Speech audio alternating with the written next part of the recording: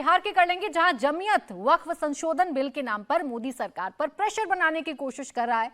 कुछ दिन पहले दिल्ली में हजारों की संख्या में मुसलमान जुटे। जमीयत उलेमाए हिंद के सम्मेलन में एनडीए के अलायंस पार्टनर नीतीश और चंद्रबाबू नायडू का जिक्र हुआ और वक्फ बिल के लिए दोनों का सपोर्ट मांगा गया। अब जमीयत नीतीश और नायडू पर प्रेशर बनाने की कोशिश में है। 24 नवंबर को पटना में जमीयत की एक बड़ी रैली होने जा रही है, जिसमें दावा किया जा रहा है कि मुख्यमंत्री नीतीश भी शामिल होंगे। साथ ही दिसंबर में आंध्र प्रदेश के कडप्पा में भी जमीयत एक बड़ा सम्मेलन करने की तैयारी में है, जिस नीतीश और नायडू को बैसाखी सरकार की बताई जाती है। उस बैसाखी पर आप कह सकते हैं उसे हिलाने की कोशिश जमीयत कर रहा है, एक पॉलिटिक्स करने की कोशिश कर रहा है। इस मसले पर नीतीश और नायडू को अपने साथ लाने की कोशिश कर रहा है। समीर जी, कितना कामयाब हो पाएगा जमीयत? ये नीतीश कुमार और चंद्रबाबू नायडू की राजनीति पर काफी हद तक डिपेंड करता है, या सब कुछ ऑल इज वेल है?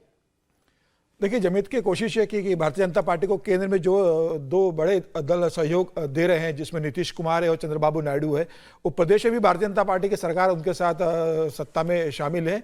जमीयत की कोशिश है कि जब भारतीय जनता पार्टी के पास पूर्ण बहुमत की सरकार नहीं है, तो इस वक्फ बिल को रोकने के लिए कम से कम नीतीश पे और चंद्रबाबू नायडू पर, जो सेकुलर की राजनीति लंबे समय से करते रहे और उनकी छवि एक सेकुलर नेता की रही है, तो क्यों ना उनके ऊपर दबाव बनाया जाए और कोशिश की जाए कि उनको आगे कर इस बिल को रोकने की कोशिश की जाए। देखिए, चंद्रबाबू नायडू के तो पार्टी के उपाध्यक्ष आए थे, उन्होंने कहा है कि चंद्रबाबू नायडू इस मामले में बात करेंगे, तो वो कोशिश कर रहे हैं कि चंद्रबाबू नायडू का इसमें साथ लिया जाए। अगले साल बिहार में 2025 में विधानसभा चुनाव है। उन्हें लग रहा है कि अगर विधानसभा चुनाव है, नीतीश कुमार सेकुलर चेहरा बनते हैं, नीतीश कुमार को अगर डर होगा कि मुस्लिम वोट चले जाएंगे, हालांकि नीतीश इस बात को जानते हैं कि मुसलमानों का एक बड़ा वोट बैंक जो है वो लालू प्रसाद यादव और कांग्रेस को जाता है। नीतीश के पास कोई बड़ा मुस्लिम वोट बैंक नहीं है। नीतीश कुमार वैसे भी दलित और महादलित वोट्स की अपनी राजनीति करते हैं। फिर भी उनकी कोशिश है कि नीतीश कुमार को याद दिला जाए कि वो किस तरीके से नरेंद्र मोदी के खिलाफ एक सेकुलर चेहरा बने थे, किस तरीके से वो इंडिया गठबंधन में बीच में चले गए थे, बाद में लौट कर आए। तो नीतीश कुमार को उनको पुरानी राजनीति याद दिला रहे कि उनकी सेकुलर छवि रही है, तो इस मामले में वो आगे बढ़कर हमारा सहयोग करो। हालांकि नीतीश की पार्टी ने जिस तरीके से इस बिल का समर्थन किया है, ललन सिंह का इस संदर्भ में बहुत स्पष्ट बयान है। लोकसभा में जो इनका जो भाषण हुआ था वो बहुत स्पष्ट मोदी सरकार के समर्थन में था। उसके बाद में जिस तरीके से नीतीश कुमार का समर्थन रहा है, तो मुझे लगता नहीं है कि बिहार में रैली करने के बाद भी कोई बहुत बड़ा असर होने वाला है। नीतीश कुमार का स्टैंड क्लियर है, वो केंद्र सरकार के साथ है। जेडीयू इस मामले में केंद्र सरकार के साथ है, भारतीय जनता पार्टी के साथ है।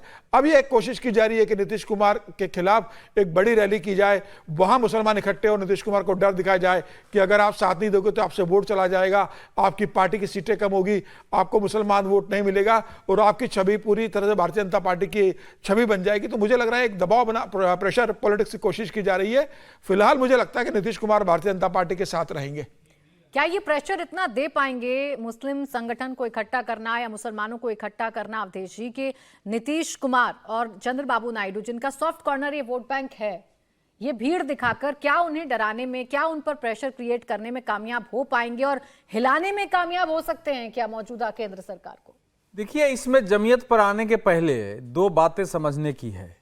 क्या नीतीश कुमार, चंद्रबाबू नायडू या भारत में ओवैसी को छोड़कर दूसरे कोई नेता ये कह सकते हैं कि उनकी जो जीत है वो केवल मुस्लिम वोट के कारण हो जाएगी? अगर हिंदू वोट इस पर कट जाएगा तब क्या होगा?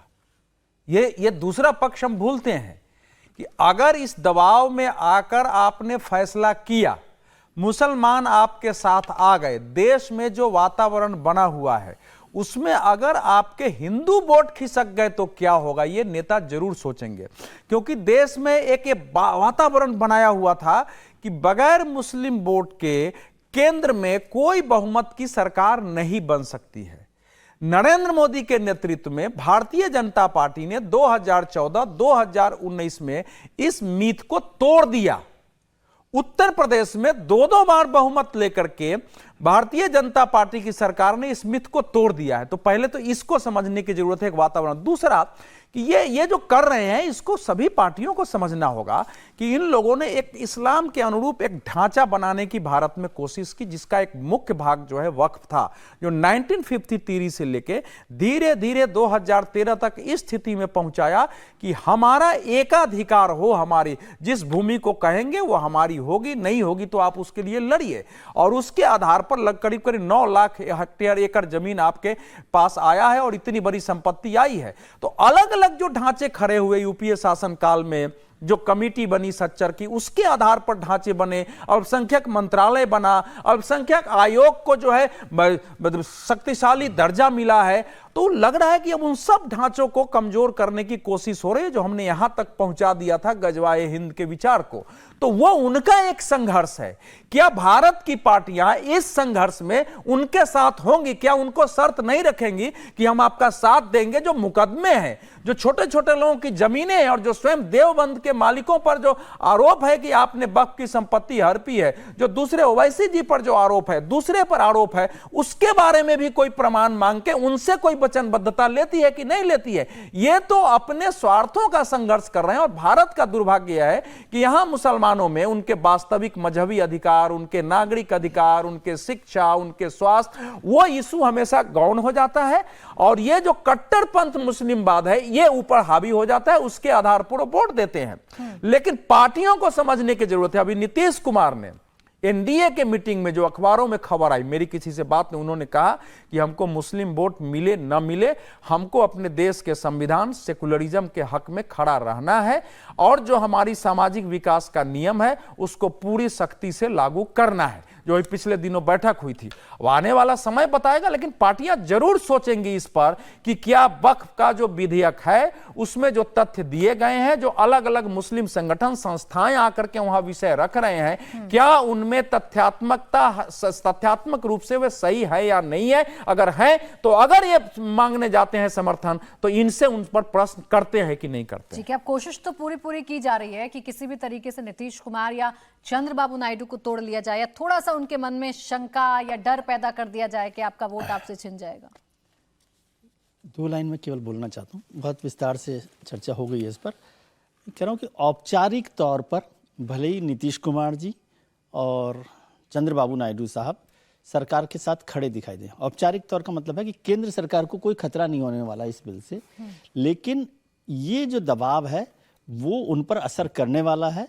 और उसका जो अल्टीमेट नतीजा वो ये है कि मुझे नहीं लगता कि वक्फ बिल आगे बढ़ेगा। अभी शीतकालीन सत्र में सरकार टीडीपी और जेडीयू के दबाव में इस बिल को आगे लाने की हिम्मत कर पाएगी, ऐसा मुझे नहीं लग रहा है। लेकिन ये दोनों दल सरकार के साथ छोड़ के चले जाएंगे, ऐसी संभावना भी बिल्कुल नहीं लगती।